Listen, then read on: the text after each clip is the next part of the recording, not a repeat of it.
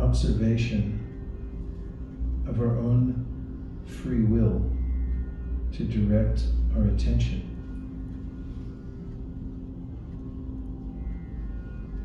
Try to lengthen and loosen. You can lift your rib cage a little bit and at the same time relax your shoulders. And just breathe and let go of any of the mental energy that you may now notice.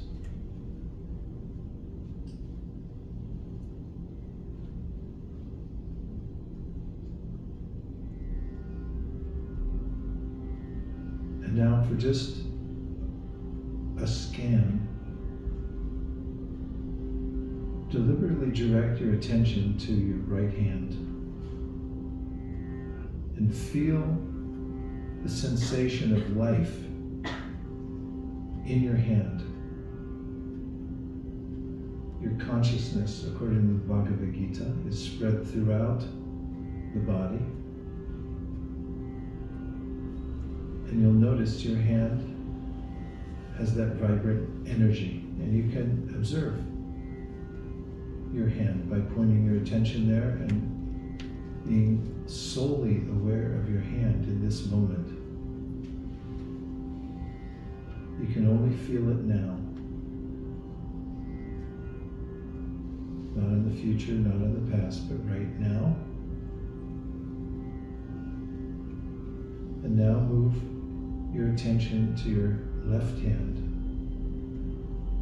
And notice that you're the one that's pointing your attention from right hand to left hand. Now solely feel your left hand.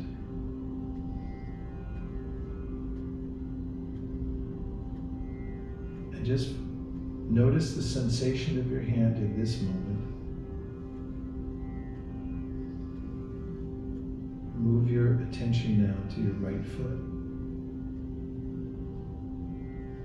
And notice that you, the individual, conscious self, have the free will to move from left hand to right foot. And feel your foot and the sensation of consciousness in your foot right now.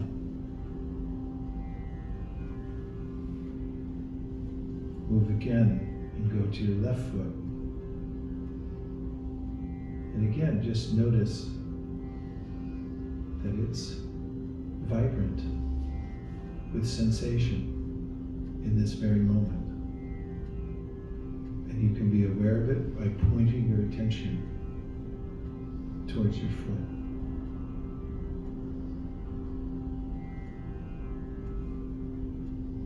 And now let's move our attention towards whatever thought energy is moving within the chitta, the combined mind and intelligence. And be the observer. This is called Shakshi, the witness. And notice that you're separate from your thoughts.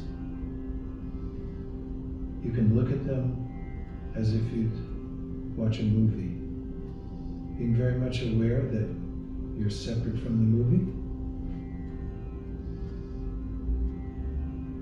and you're aloof as the witness.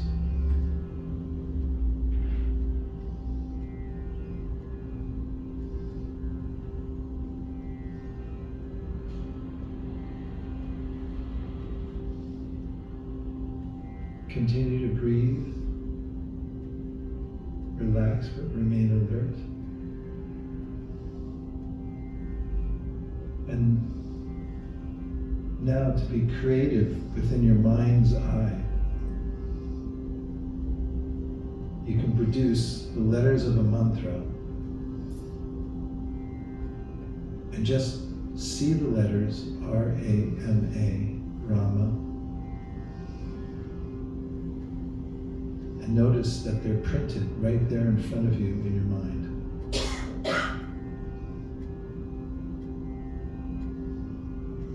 And silently, in your own mind,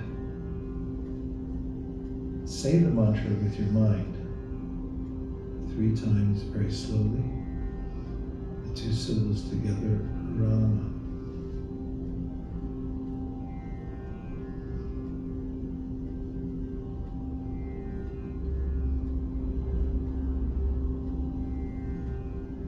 Rama means the unlimited happiness that comes from the self and its relationship to its source.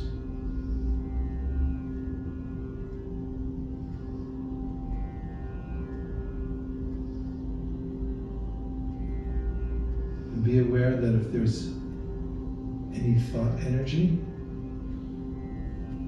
that you can watch it, you can notice it, you can let it go, and remain safe as the aloof observer.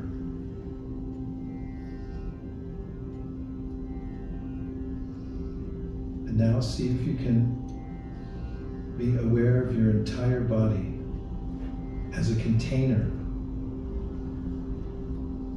We're riding within the body, we dwell in the body, and we can become aware of the vibrance of the body, which is permeated by consciousness. But still, we're aloof.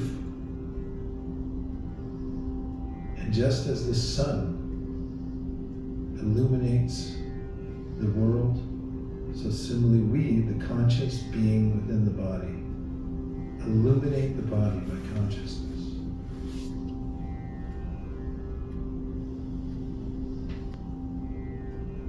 And finally,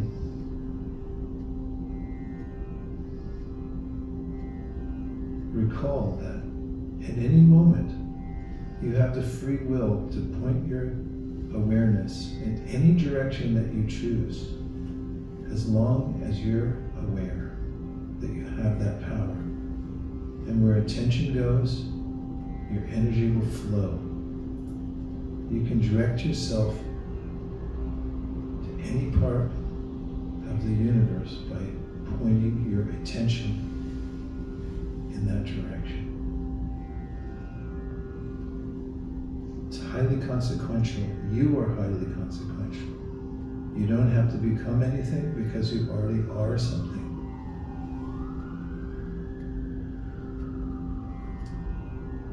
And now, after this short journey, let's come back to the gateway of our breath and just notice that it's been going on even when we're focusing elsewhere, being provided to us.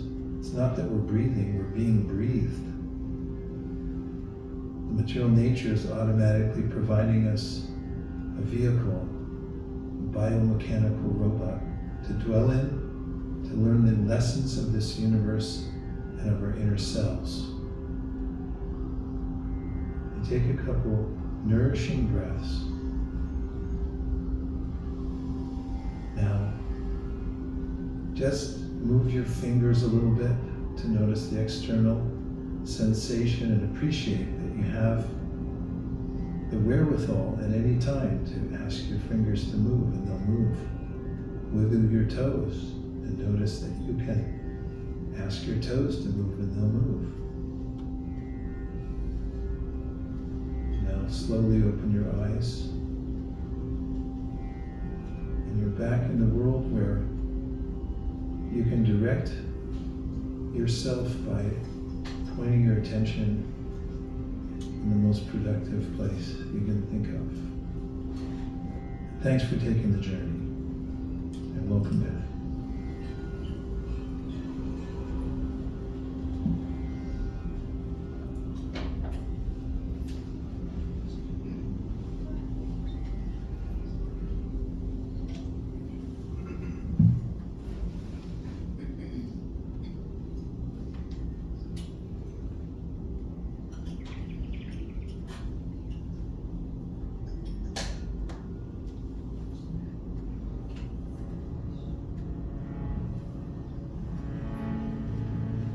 was really beautiful. Thank you, Vaish, for giving us a guided meditation, a way to really start the evening in a really reflective, introspective manner. We're going to open up the evening with our first chant. We'll guide you through the words for this chant, but before we start, we always start with the primordial sound recitation of Om. We'll do this 3 times. Usually we do a little more, but we'll keep it brief today. Do it 3 times, and then Taravani will we'll chant some invocation prayers. We say this at all of our kirtans. These mantras are not necessarily done call and response, but what you can meditate on during this recitation of these mantras is just the mood of gratitude. Because ultimately these invocation mantras are calling upon gratitude to the great lineage of teachers that have passed this wisdom down. Some of the wisdom which we'll partake today. So if in your heart you can just focus on that mood of gratitude, perhaps reflect on someone who helps you in your path, who picks you up when you're down. Bonus points if it's someone who helps you on your spiritual path, a teacher, a guru. So we'll recite Om. Really fill this space. Bring that sound right from the root chakra. Sit up nice and straight, and we'll emanate. Fill this space with that sound of Om, and then we'll go into invocation and then our first mantra.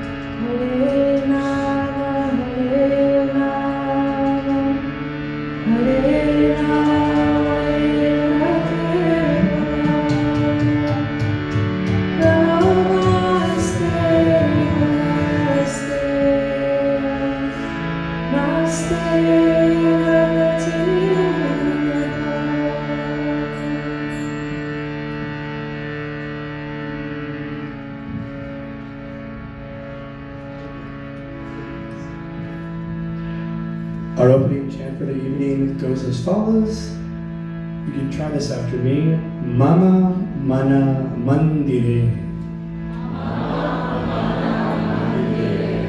Let's Fill that space. Try it again. Mama mana mandire. Raha nishi din. Krishna Murari. This is the first line from a beautiful poem or song or bhajan from the 19th century spiritual visionary Bhaktivinoda Thakur. And it calls upon a theme that we're going to touch on today with our yoga wisdom. Sacred sound, sacred space. It invites the heart to be acknowledged as a temple, as a sanctuary. Oh my mind, oh my heart, be the temple that you are, and then we invite the presence of the divine there. Krishna Murari, asking divinity, asking the divine Krishna to take residence in the heart. In this way, the body becomes more than just a body, it becomes a walking temple. There's a far more esoteric explanation we can hear, but we're going to go right in. We'll dive headfirst into the deep end of the pool, okay? Kirtan is called in response. Sing with your hearts. Don't feel shy. The secret, if you feel a little insecure about your voice, is to just close your eyes and then sing with abandon. The room disappears. We'll go into our first chant, Mama Mana Mandire. Now we'll chant the first line a few times and then introduce the first and second line. And then you'll keep up. We'll throw you some curveballs, but you'll be fine. Okay, welcome again.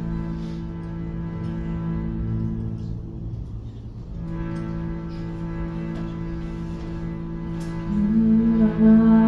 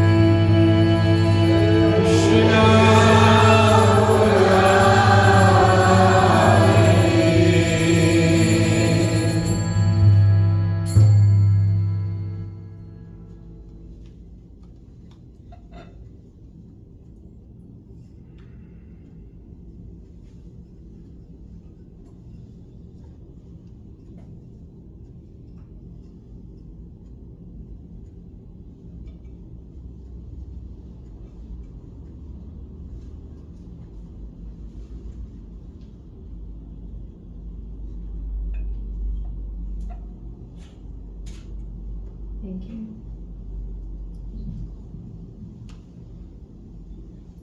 You got some great energy there. Thank you so much. That was a great warm-up to get the evening started just right. We're honored to hand the floor over back to Vaish, our great guest and teacher, to share some yoga wisdom as promised on the theme of sacred sound and sacred space. So please maybe just give me a chance to have one more little warm welcome for our special guest, Susan.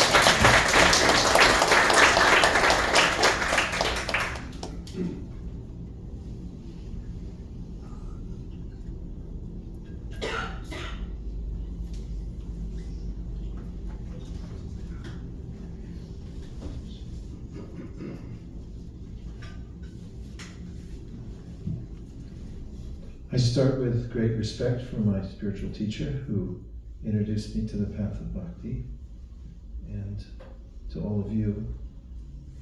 It's an honor to be with you tonight.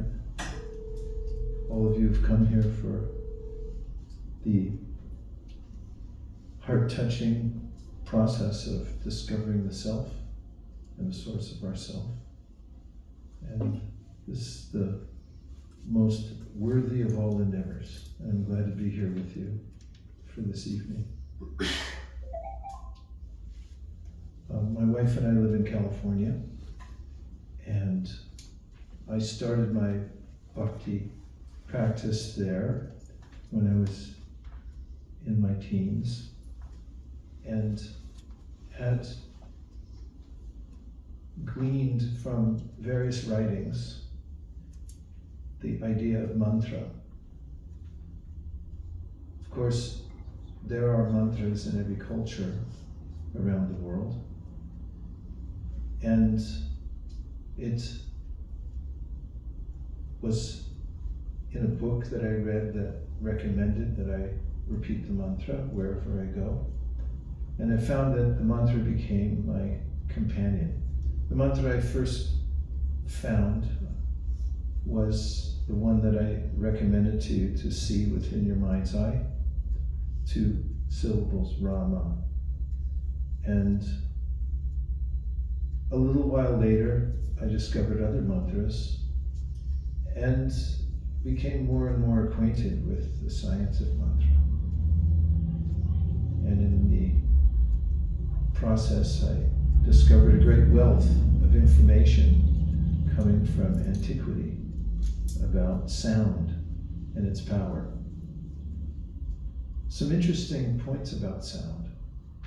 It's ubiquitous. In fact, in my research and writings on the power of sound, which is one chapter in something I'm writing right now, I came across an anechoic chamber in Minneapolis, Minnesota. It's a studio in which there's no sound. In fact, in this room right now, if you were to measure on your smartphone or Apple Watch, whatever instrument you might have to measure, and they do such things, you could notice there are decibels, levels of sound. And in the anechoic chamber, there's no ambient sound. There's no sound in the environment because they've engineered it in such a way that there's no sound. And there's negative decibels. Now, the 2 investigative reporters who wrote about this that caught my attention was, both of them said that it was very difficult to go in there. And it wasn't because it was quiet. Independent of one another, writing articles, they didn't know each other, they both wrote about it at different times. They both said a similar thing. It was the loudest place on earth.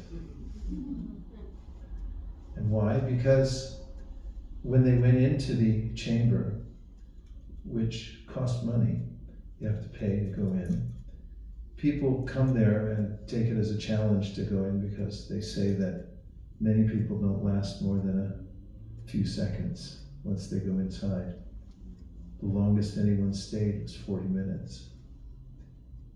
And both of the reporters say they couldn't stay very long.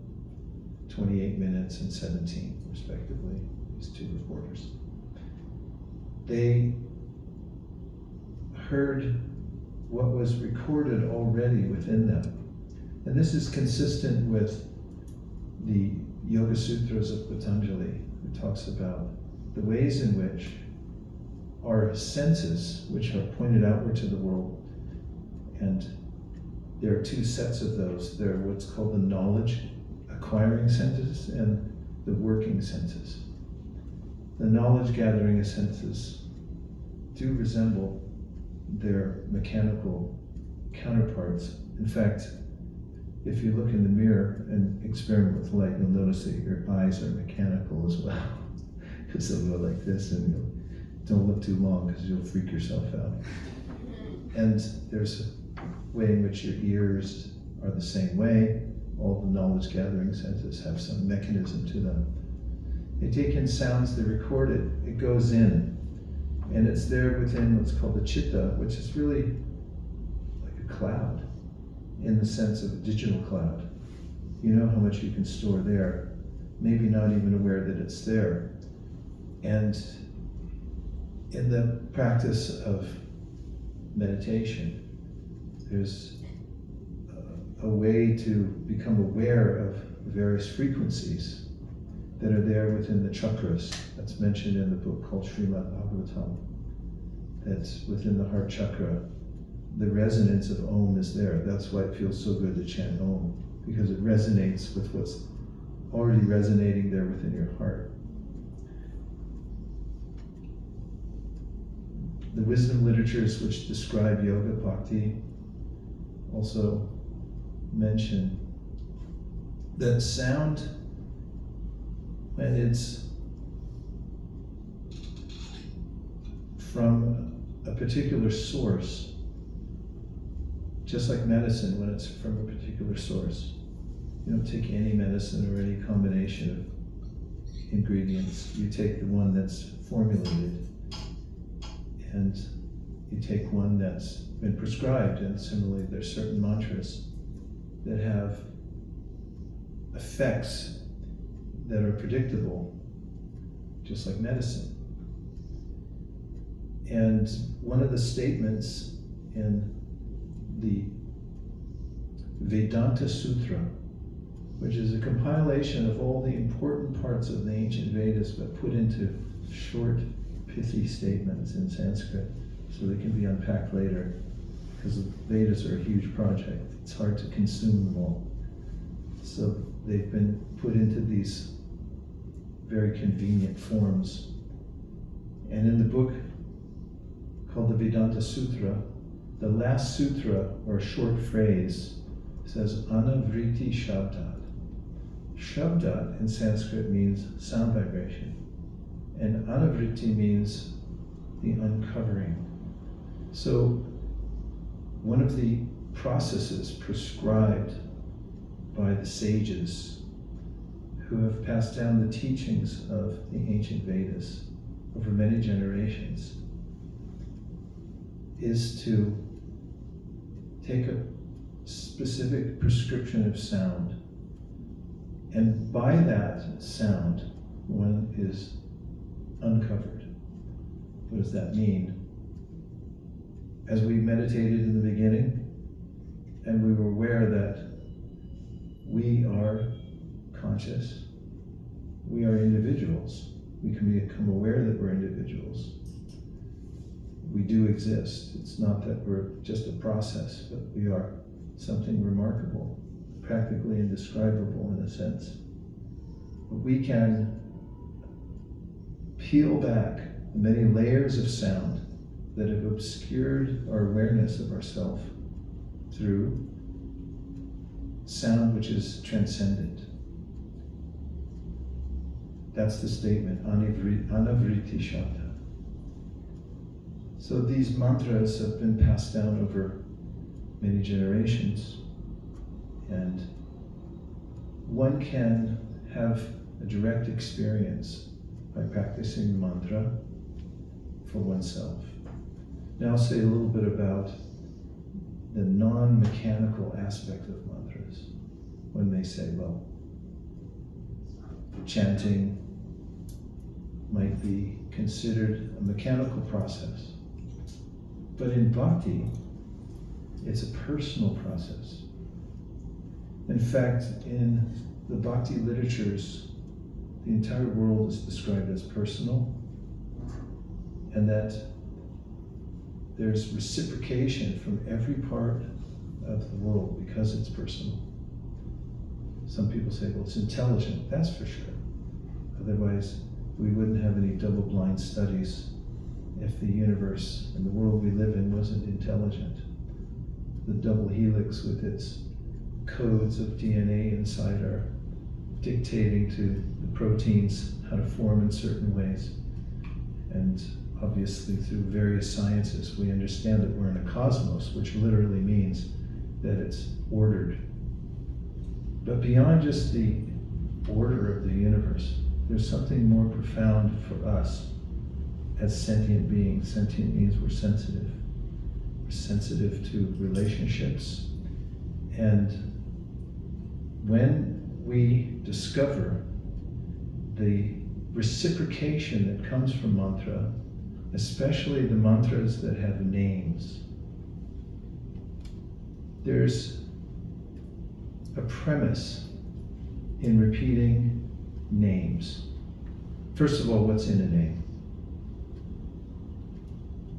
Well, if you hear, as you're walking through Toronto, somebody say your nickname, you may spin around and say, who said that? As you feel that somebody might know you intimately because they know your nickname. We have a connection to our name. And in the science of mantra, the mantras that are names of the Supreme literally connect us directly to the Supreme as we're saying them. And the mood in which one may begin experiencing the reciprocation of the mantra is a mood of gratitude. And I just want to say a word about gratitude. I mentioned it when we first started breathing. We can pass by it very easily because it's mentioned so many times nowadays. Keep a gratitude journal, which is a good idea. But what is it? Can you get a meter to measure it at a hardware store?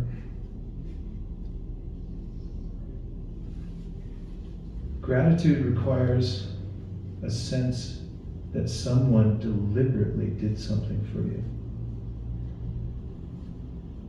If a box of apples falls off the back of a truck as it's careening around the corner here, and the driver doesn't notice, and you pick up the box of apples, you can feel lucky, but you can't feel gratitude. Unless you say something like, look, the universe gave me a box of apples. In fact, I have a friend, when I was younger, and he wanted a certain kind of car.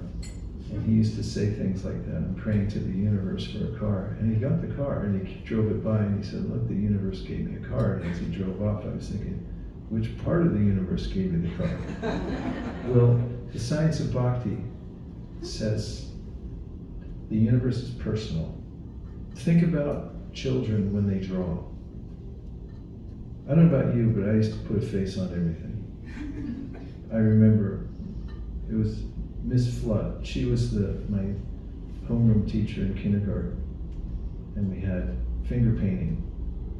And I still, my mother kept many of those, but I remember mountain, face, sun, definitely. You can't put a sun without a face on it. Even fruits, everything had a face. Is that something whimsical, or is it intuitive? Well, the Bhakti literature says no. Say it's highly intuitive, it's natural, because we're persons And we yearn for a personal connection with our original source. It's also personal. So this gets to where bhakti talks about gratitude.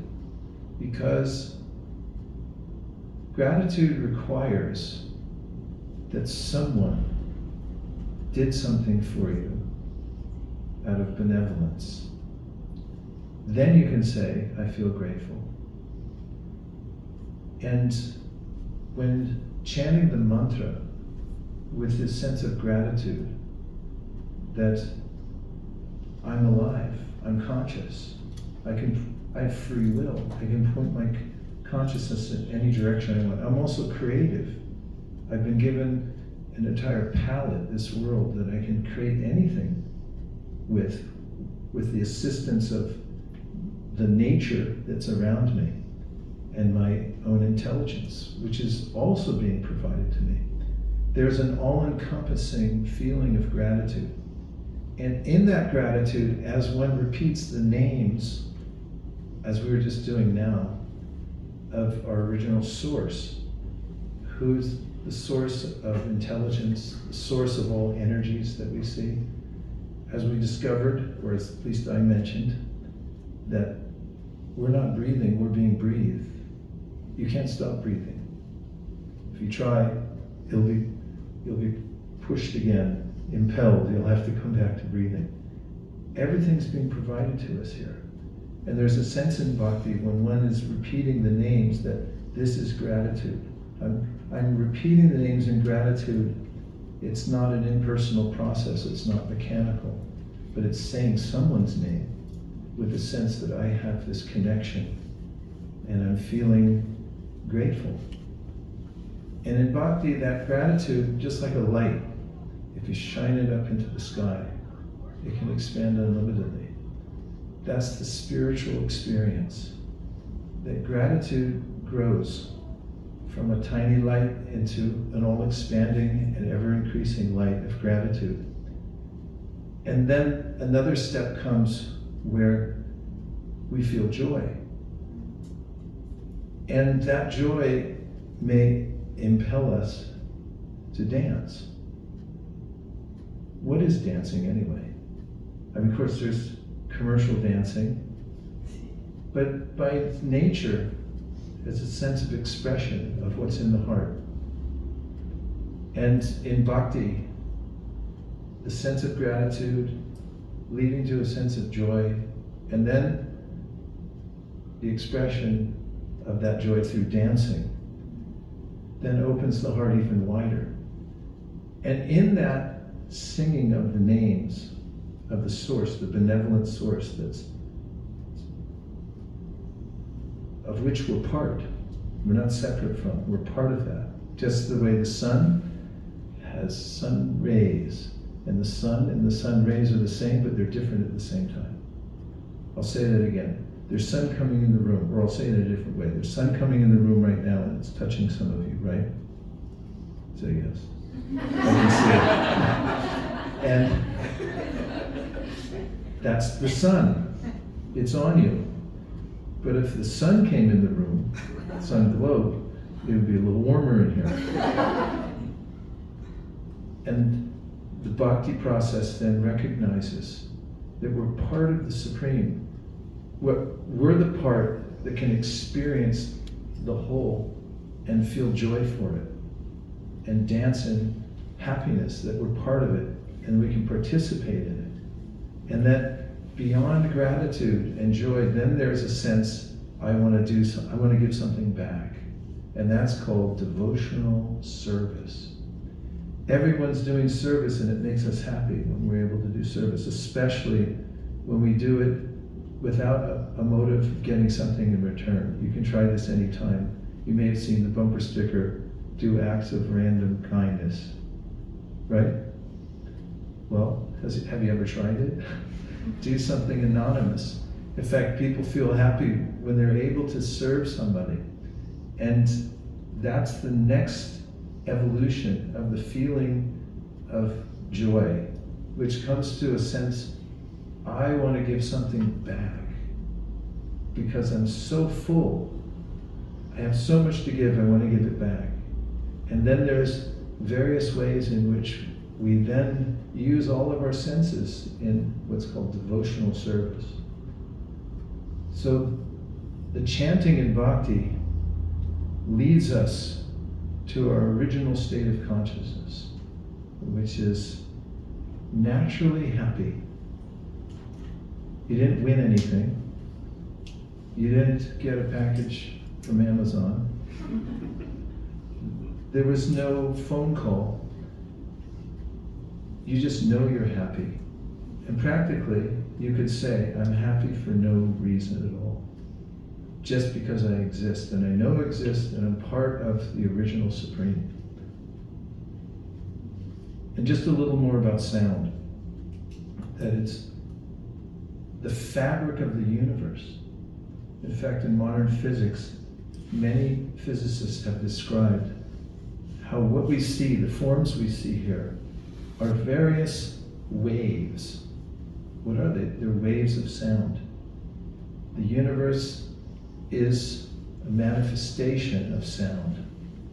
Now, everyone has a soundtrack in his or her life. If you've ever been to a movie, have you ever been to a movie? Or you just stay home and see a movie nowadays? It used to be you go to the movies and you sit there. I remember when I was a kid, I saw this movie called Born Free. It was about these lions. You remember that? I cried in that when I was a kid. And it was very emotional. It had a soundtrack, and likely part of the reason I cried was because of the soundtrack. The soundtrack says, okay, you feel a little emotional? Now listen to this. Now cry. And I cried. And our lives have a soundtrack. In fact, you can understand when you listen to a movie what period you're supposed to understand the movie's from. It'll play Creedence Clearwater Revival, and you go like, okay, this is a 60s piece for anybody who's my age, you can understand what I just said.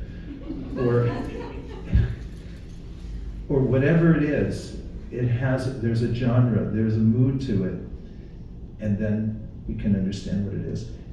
And in a similar way, the sound we take in our lives is highly consequential. And therefore, the process of bhakti also advocates for the refinement of the soundtrack of your life, editing the soundtrack of your life. What soundtrack are you listening to every day in the course of your day? And by upgrading it to spiritual sound, then there's a natural opening of the heart. And this is the entire process of bhakti. It's based on sound. And there's several elements that are highly consequential when it comes to mantra and sound and singing the mantra or saying the mantra in meditation. One is language. It's unique to humans. Animals can communicate. They don't have syntax, they don't have grammar. Coco, you remember Coco? The gorilla? Coco learned many, many words but had no syntax. Coco could say, want, banana, banana, banana. Coco couldn't say, if you had brought bananas yesterday, around this time, I would have been hungry and therefore would have. That's a highly evolved communication, or that's highly evolved language. Humans can do it, and human children, when they're growing up, all they have to do is listen to those around them speaking, and they can assimilate that. Even primates can't do it, but to speak of lizards. Parrots imitate, but they don't have syntax. They can't understand, or they can't put a thread together. So why is that important? It's because the Vedas talk about the human body as a special vessel.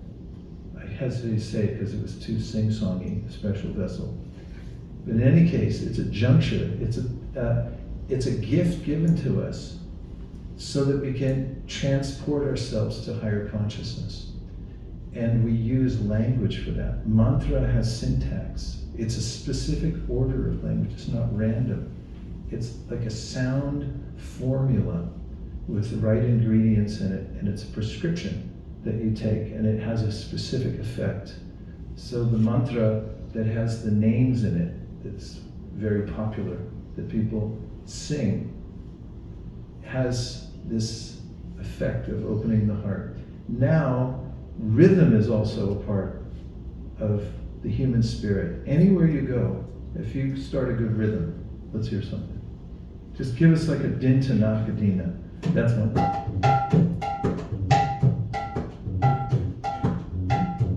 You nodding your head? You tapping your foot?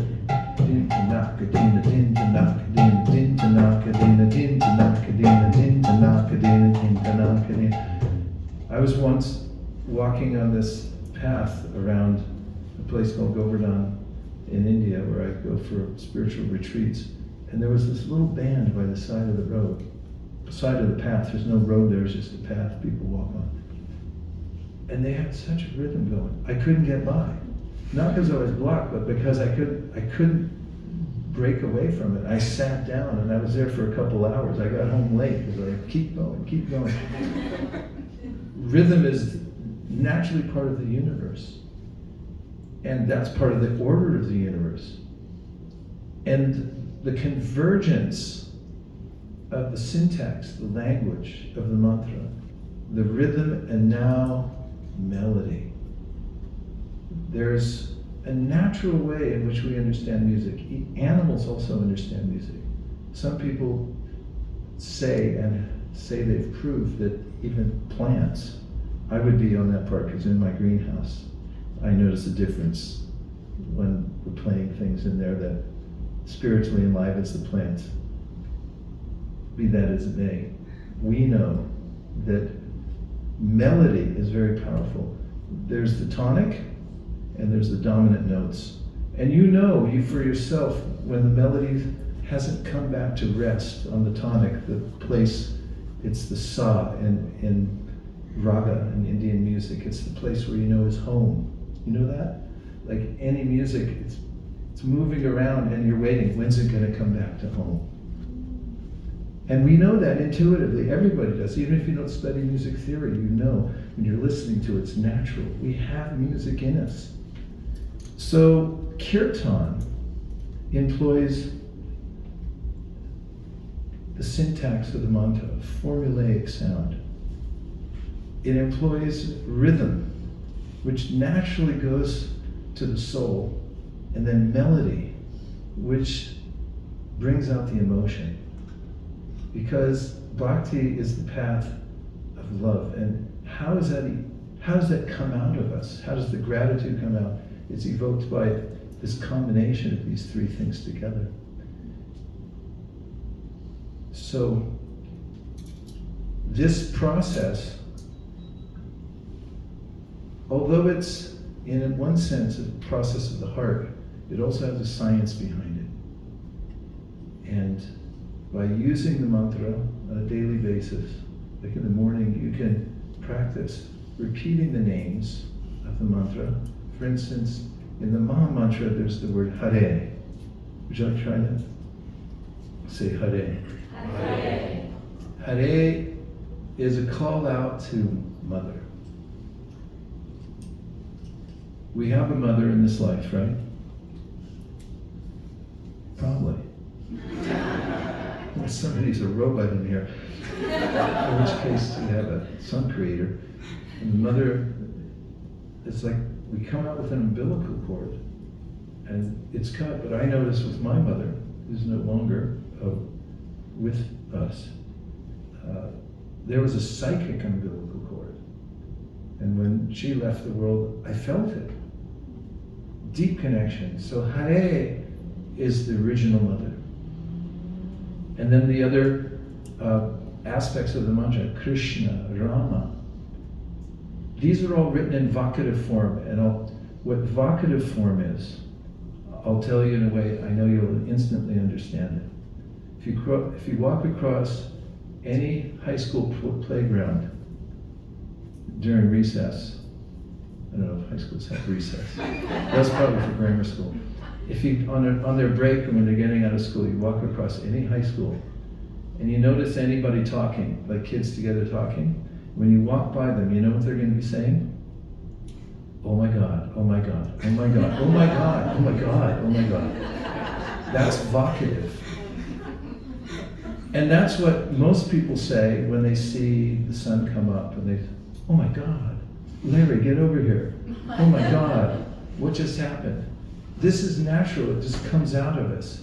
And so this mantra is written in that form for us to call out to Mother, call out to our original source, call out to what we're feeling is the benevolent source that is making us grateful because it's providing us life, which is miraculous at every second, an ever-increasing miracle at every second. When we see it, we know instantly when we see it for ourselves that we don't have to become something because we already are something. The anxiety of the world, the constant treadmill, trying to become something better or new, doesn't live in that realm of self-realization because we see I am something so complete that I needn't go, there's nowhere to go. There's only joy to express. That's ananda or bliss.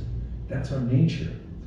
And that can be realized through the combination of these elements that have been passed down over many generations and come to us so that we don't have to philosophize. We just have to experience it directly. And that's why it's so powerful, what you all are doing here to keep this vibration going. I have a little hat that says KTTVG. It means keep the transcendental vibration going. And that's the main process of bhakti. And if you do that, you'll notice that in any circumstance, you rise above the tribulations, the moroseness that naturally seeps in because it's part of the lower energy of this world, but you can rise above that through the process of bhakti through mantra. But to speak of Kirtan, like all of you do, together with the rhythm and with the melody. So there's a few thoughts about the process of chanting and sound vibration. What do you think? It was awesome. Thank you. Does it work for you? Yeah. Okay. What would you like to do now? Okay. We promised you yoga wisdom, and I hope I speak on behalf of the full room that Vaish has given us that today. He's delivered. And you know, we could like whoop it up with a round of applause, but it's sometimes nice just to bring our hands together and just a little slight bow of appreciation is a way of acknowledging teachers and thanking them for knowledge, because it like plants the seed in the heart. That's the feeling that hopefully everyone has today and will continue to have. I mean, that was everything that we hoped for, so thank you, Vaish. I would like to invite, if you're okay with it, to lead us in a final chant. Okay. And so we'll do a little rearranging here. Maybe you can do that. It's okay, you can have Yeah. I have a portable zafu somewhere.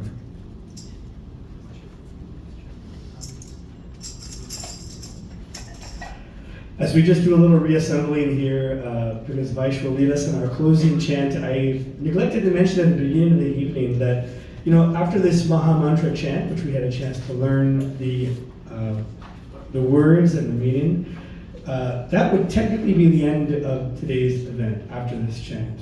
But as I emailed almost all of you, we are going to invite anybody who'd like to stay back a little bit longer. Now I know it's a little bit, we're a little bit past time, but we're going to invite folks who want to stay back for an extra 15 or 20 minutes just to have a little meet and greet and ask questions. So this is the time to think, what is that burning question in the heart on your own path?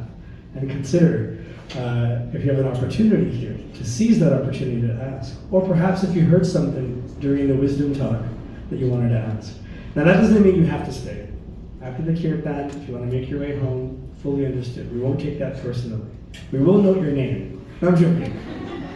But please, if you do want to step out after the Kirtan, grab a little cookie and some tea as you make your way up. But for those who can stay back for an extra 20 minutes or so, we would love to have you here to continue with a little intimate meet and greet and Q&A afterwards. How's everyone doing? We're doing okay? Yeah? Okay, great. So we'll continue with the chanting. Make your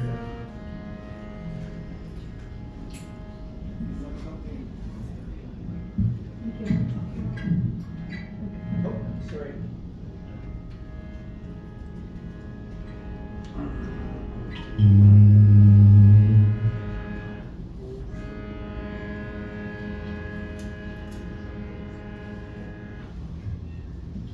What kind of tune do you like? Do you like something light and lively? Do you like something that is you can dance to? Or you want something somber? Gonna make you cry? Light and lively? You're gonna deliver. You're gonna get up and dance.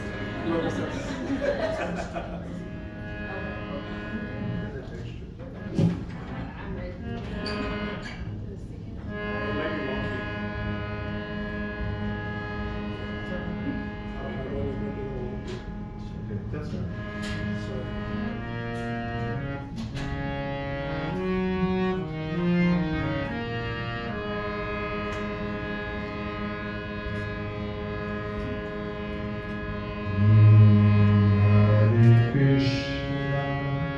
Hare Krishna, Krishna Krishna, Hare Hare,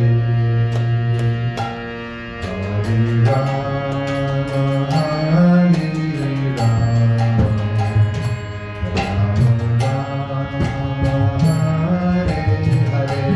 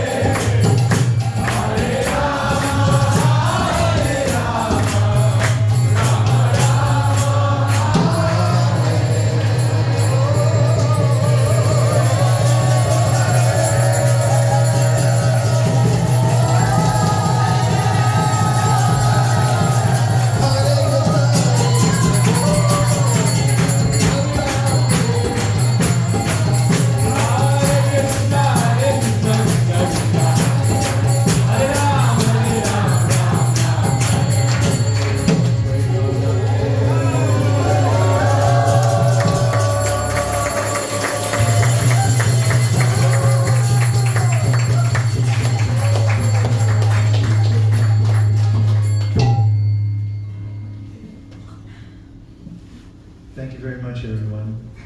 The night we'll never forget. I'll never forget. It's fantastic. Sometimes I'm dreaming, and I dream about Kirtan sometimes. And I feel so happy but when I'm actually in one, I think like, I'm here by free will. I can do this whenever I want. And it's just the freedom of spiritual life to decide to change your course and go the direction you want to go. We can go anywhere. It's just a matter of taking the route and finding the vehicle that takes us there. It makes life so exciting. And to be on the journey with you, even if it's for one night, it's unforgettable, and we'll always be connected because we're always connected, all of us, everyone in the universe. But it's very special when there are those, as you are, on the path, and we're all together. So I'm deeply grateful. Thank you very much.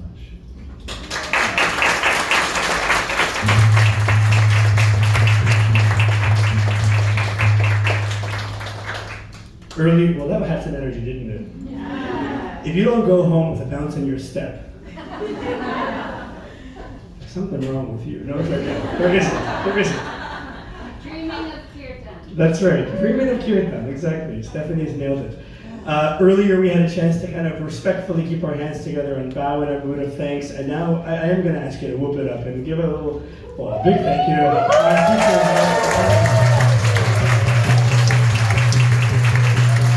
We can do a little more than that,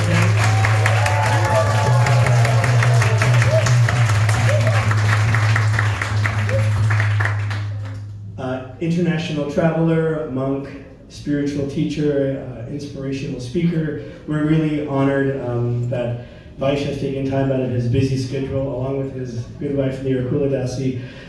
Their packed schedule, world tour, but in the Toronto stop, to take the evening with us. And so this very much built on the event we had last year. We hope to continue this as much as we can. So thank you from the bottom of our hearts, Vaish, for having us and sharing so much wisdom with us. I have to use this chance not only to wind up for those who want to go, but to encourage those who want to stay to stick around and have a little short session. We're 15 minutes over time. We'll go for maybe 20 minutes. If you need us to write a note to your mom, let us know. Or a doctor's note for tomorrow. Doctors? Do you have your pad handy? I do want to use the chance. Is Anukul can maybe show us the book that has been written by Vaish, and it's called The 4 Questions. It's an opportunity to take something home with you. So we have a little table out there and some books available, and I would really encourage, Anukul said I was going to hold them up for us. You can take a look. I saw some of you already picked some up on the way, and you know, if you're looking to cultivate purpose or serve others or learn how to overcome life's challenges, Vaish has written this book and distilled these answers into 4 very poignant questions. And so we would really encourage you to take this home with you. I know some of you may already have a copy. Take another one. Anukul, how much are we? There was questions when people were walking in already asking how much they were, and I didn't have the exact answer. Is it? $10. Okay, so $10, but you're welcome to give us your credit card and encourage us to charge you $100, no problem. Give us your SIN number too, we'll take that as well. No, $10, and I think we can tap and pay. We have it set up on our side, but if you have it also, that'd be great, or cash, however you see. Please pick this up for those that have to leave. But for those who want to stay, if you can indulge us for maybe 15 or 20 more minutes. I'd be happy to. Thank you. Yeah, so I'll use this chance to give those, not awkwardly, don't feel shy, but maybe we can actually get up and stretch our legs a little bit. And for those who do want to stay, I'm going to encourage you to come like 7.5 inches closer and get a little intimate feeling. And we'll just have a little meet and greet. So take a second to stretch out those legs and arms, and then we'll come back and have a chat.